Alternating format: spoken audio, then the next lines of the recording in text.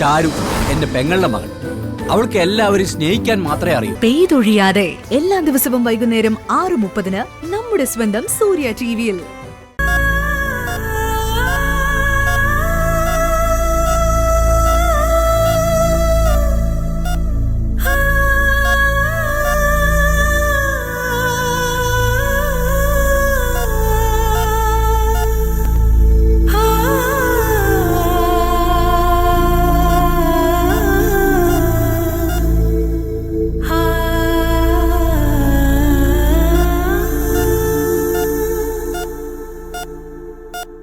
ആ നശിച്ചവൾ ഒറ്റ കാരണോ എന്റെ ചെറുക്കിന് വയ്യാതായത്.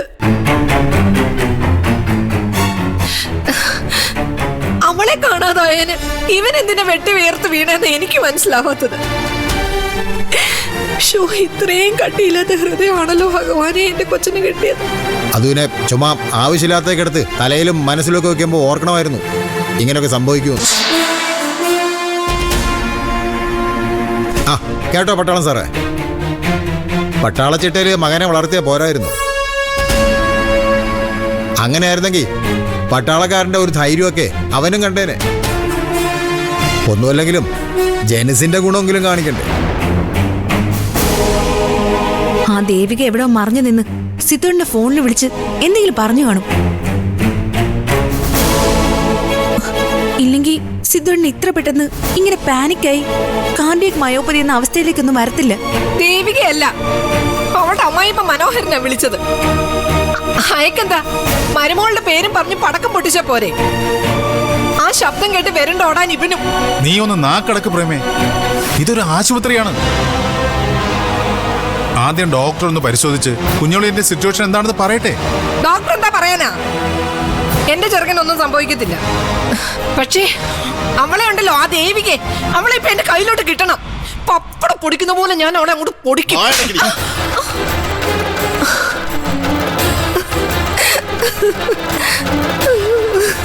ഇപ്പൊ പടക്കം പൊട്ടിയല്ലോ. സാഹചര്യത്തിനനുസരിച്ച് സംസാരിക്കാൻ അറിയാത്ത ജന്തു.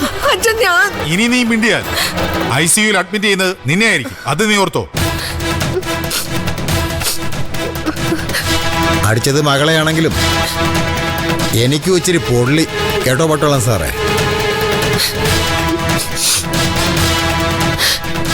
അപ്പൊ ശരി. ആ മോളിവിടെ നിൽക്കുകയാണല്ലോ അല്ലേ?